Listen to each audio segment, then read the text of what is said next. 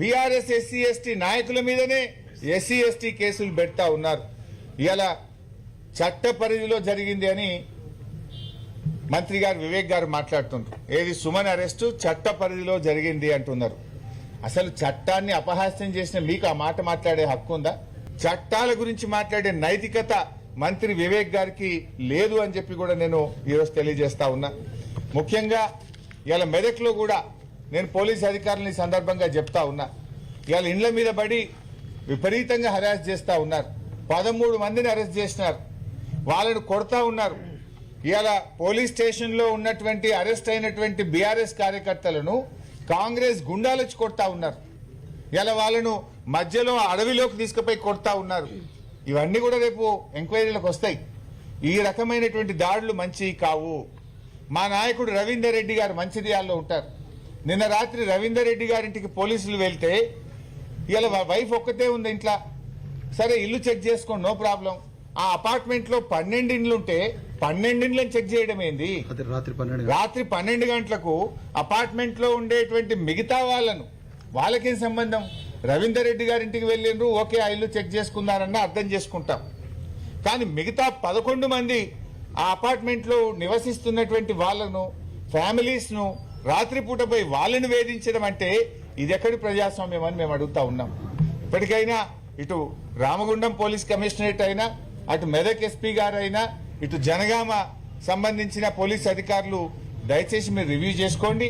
మీరు ఎంతసేపు అధికార పార్టీకి ఒక అడుగులకు మడుగులొత్తుడో, కాంగ్రెస్ పార్టీకి చట్టం చుట్టమైతే రేపు తగిన మూల్యం మీరే చెల్లించుకోవాల్సి వస్తుంది. ఇలాంటి పిచ్చి కార్యక్రమాలు బంద్ చేసుకోవాలని చెప్పి కోరుతా ఉన్నాం.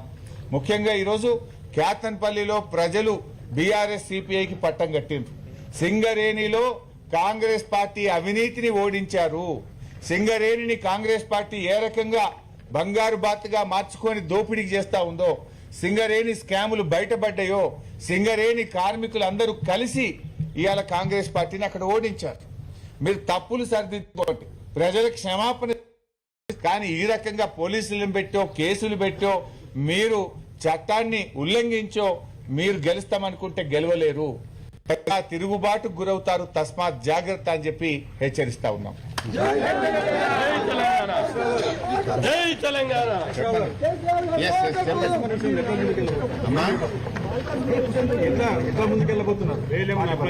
బాల్కా సుమన్ విషయంలో జిల్లా కోర్టుకు అప్లై చేస్తా ఉన్నాము.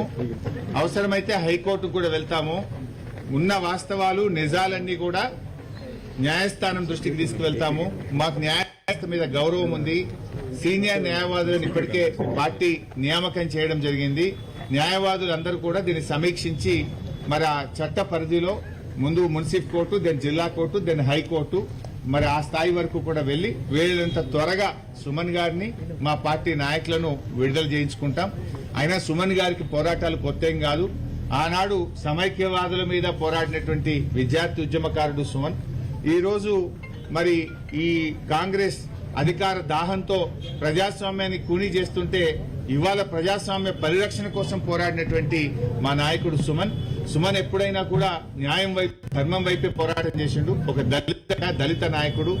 ఒక దళిత నాయకుడి మీద రేవంత్ రెడ్డి ఈ రకంగా పగ ప్రతీకారంతో అక్రమ కేసులు పెట్టడాన్ని తీవ్రంగా ఖండిస్తా ఉన్నాం. సుమన్ మీద పెట్టిన కేసులు ఎత్తివేయాలని, బేషరతుగా వెంటనే సుమన్ ను విడుదల చేయాలని చెప్పి కూడా డిమాండ్ చేస్తున్నాం.